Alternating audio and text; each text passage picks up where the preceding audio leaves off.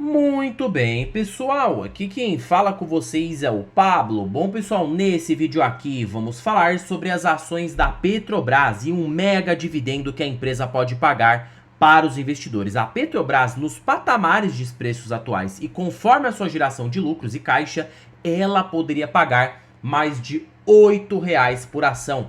Isso mesmo que vocês ouviram. Mas não só isso, a ação também poderia se valorizar muito, dado um cenário eleitoral para o próximo ano. Chegando eleições, estatais costumam ter bastante volatilidade e caso haja uma reversão de tendência no preço do barril, então a gente nem se fala como a ação poderia se valorizar. Mas nesse vídeo não vamos falar somente sobre Petrobras, vamos falar também sobre o Banco do Brasil, que é uma outra estatal que poderia surpreender o mercado quando todo mundo esperar. Então já fiquem comigo até o final desse vídeo, porque para quem ficar comigo até o final, vou revelar uma surpresa inédita de como as estatais poderiam trazer um retorno composto bem expressivo, valorizar o seu capital e ainda você poder usufruir de excelentes dividendos para os próximos anos. Mas antes de falarmos sobre tudo isso, pessoal, já peço para que vocês se inscrevam no canal, até porque agora estamos com uma meta de atingir 10 mil inscritos aqui no canal, pessoal. Então já vamos se inscrever no canal, compartilhem esse vídeo, deixem nos comentários sugestões e macetem o dedo no like, porque ajuda muito no engajamento.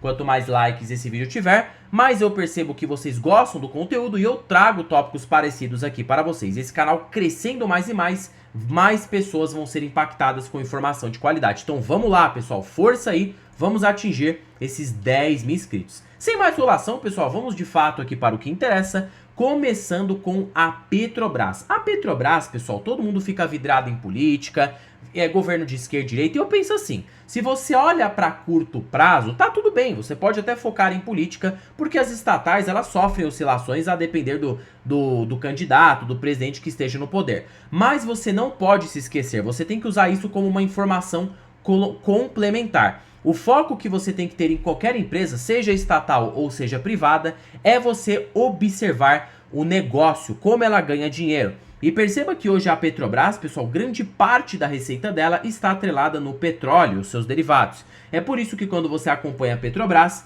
consequentemente você vai ficar vidrado aqui, ó, preço do barril do petróleo, o preço da commodity, porque é isso aqui que vai ditar os resultados da Petrobras.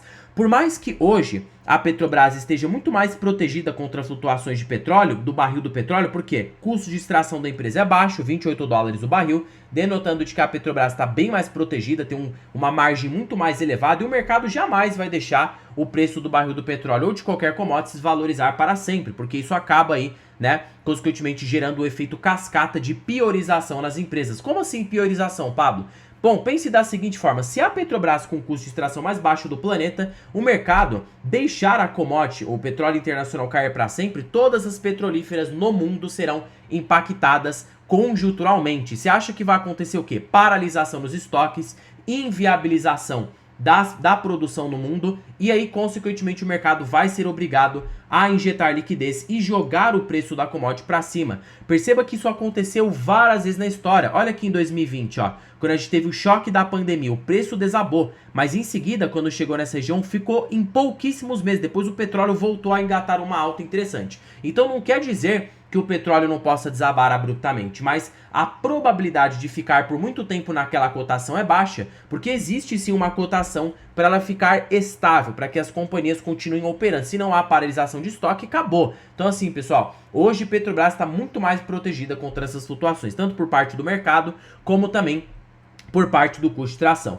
Fora que a empresa hoje tem uma dívida líquida muito controlada, tá? Essa dívida baixa permite com que a empresa repasse um dividendo interessante. Caso o preço do barril esteja acima de 40 dólares, ela repassa um dividendo mínimo na faixa de 4 bilhões de dólares, que supondo que o operacional seja parecido com o dólar hoje atual, consequentemente os acionistas poderiam receber um provento com Petrobras no cenário mais pessimista de 10,4% ao ano de dividendos. Então olha só que interessante, tá? Fora que a ação está muito barata, cotada por 4 vezes EBITDA. Você tem ideia do que é isso? Significa, pessoal, que caso a Petrobras hoje, pela sua própria geração de caixa, fosse cotada pela sua média de EBITDA, tá? A média operacional dos últimos anos, a ação poderia se apreciar aproximadamente 239%. Apenas para ser negociada, né, em suas médias de EV sobre EBITDA. Porque pensa bem, Petrobras já está gerando um caixa de 200 bi por ano, mesmo com o petróleo desvalorizando. Então a produção segue aumentando, o custo de extração segue se reduzindo, e se a gente tiver uma alta no preço da commodity, então, nossa senhora, Petrobras vai voar. Por isso que eu acho hoje uma das maiores oportunidades do setor petrolífero, se não a maior, tá? Até porque as outras empresas não têm essa vantagem competitiva da Petrobras no quesito preço, no quesito custo de extração. O custo de extração é tudo, pessoal. Se a empresa ela vai reduzindo o custo de extração, principalmente no setor de petróleo, setor de commodities, significa que ela está ganhando mais margem, mais competitividade, mais qualidade, tá? Esse é o ponto que vocês precisam observar. Ah, mas esse vídeo não é somente de Petrobras. E claro, Petrobras também poderia ser beneficiada num cenário eleitoral. Caso um governo de direita vença, é uma ação que pode disparar facilmente mais de 100%. Essa daqui é a minha opinião, tá? E não somente isso, o Banco do Brasil, que se beneficiaria ainda mais num cenário eleitoral. Se chegar ali, ó,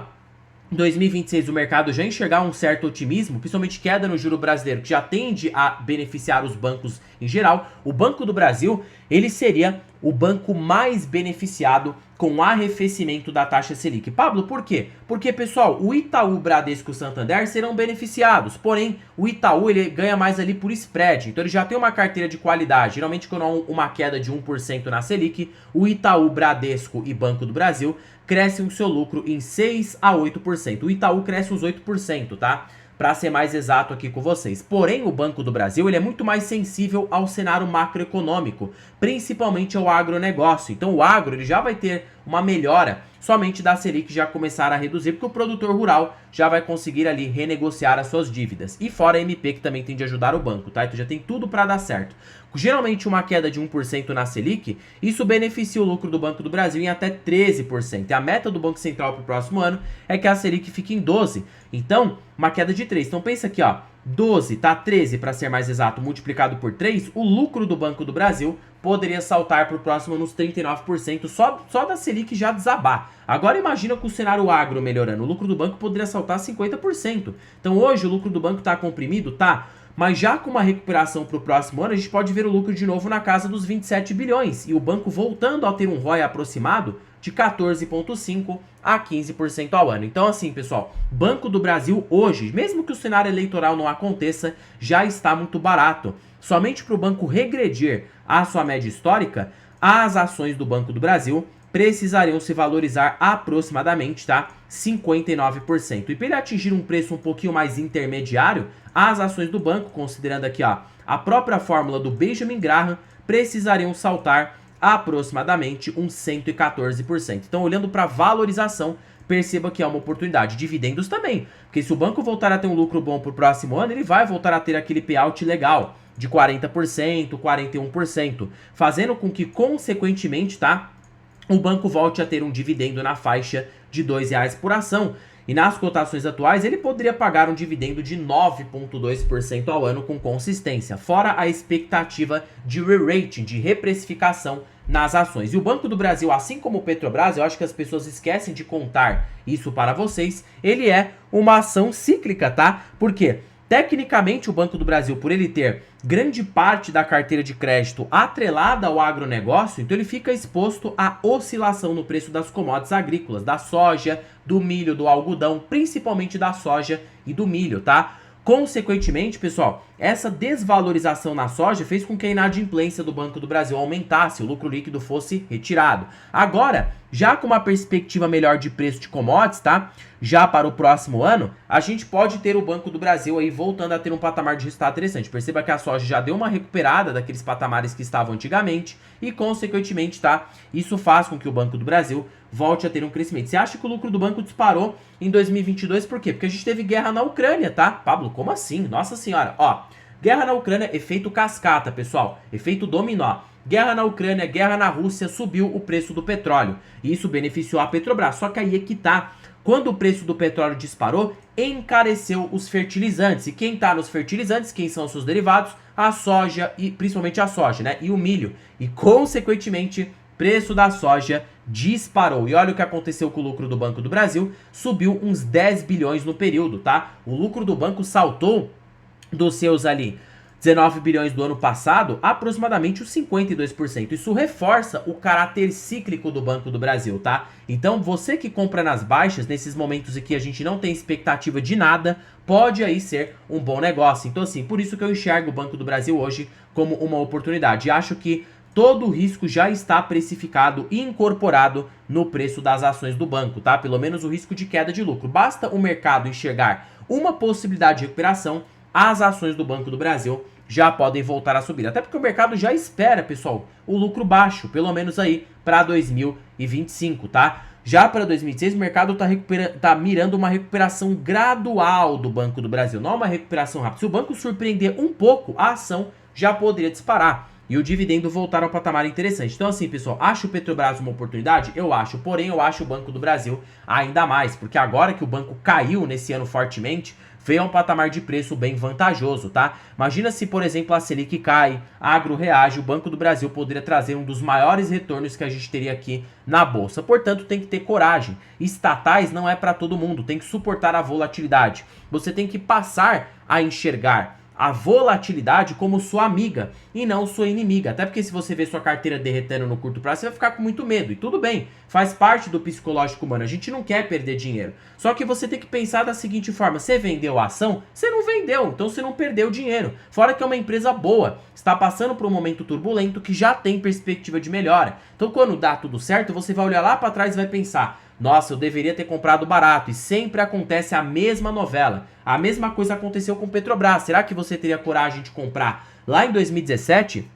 Você teria coragem de comprar Banco do Brasil lá no governo Dilma? Não teria, porque é muito difícil a gente comprar quando tudo está dando errado, principalmente nas boas empresas. É diferente de você comprar empresa ruim, tá? Não confundam aqui. Eu tô falando de empresas boas, e Petrobras e Banco do Brasil são considerados empresas muito boas, tá?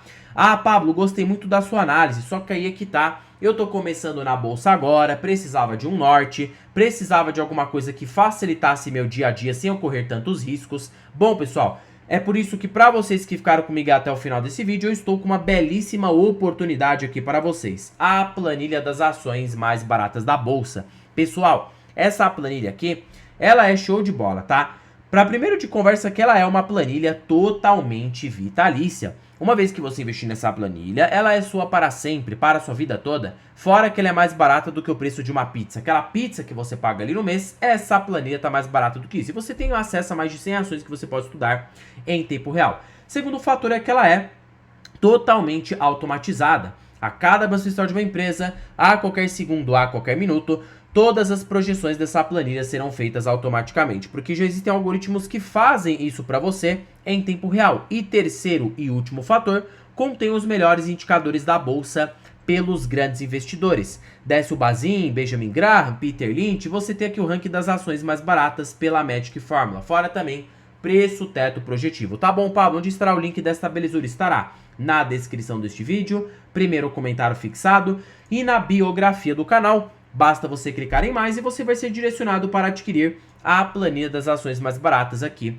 no Brasil, tá? Bom, pessoal, terminando o vídeo por aqui. Não se esqueçam de se inscreverem no canal, compartilhe esse vídeo, deixe nos comentários sugestões e maceta dando like, porque ajuda muito o engajamento. Já comentem, tá? Se vocês têm Petrobras e Banco do Brasil, em particular, tenho as duas ações na carteira e acredito nessas empresas para longo prazo. Só não estou comprando agora Banco do Brasil e Petrobras porque eu estou focando no Itaú, tá? Que eu enxergo também que está muito barato. Então, quando eu atingir minha meta em Itaú aqui, que vai demorar um pouco, eu posso voltar a comprar Petrobras e Banco do Brasil. Sem pressa, pessoal, não dá para aproveitar tudo ao mesmo tempo. Já eu tenho uma boa posição no Banco do Brasil, tô de consciência limpa, já tenho uma posição modesta na Petrobras, então tô focando em outra. Mas quando consequentemente eu atingir a meta no Itaú, eu vou voltar a comprar essas outras ações com certeza. Lembra que nada se trata de recomendação de compra ou de venda, tá? Bom, pessoal, terminando o vídeo por aqui. Fiquem com Deus até o próximo vídeo e fui!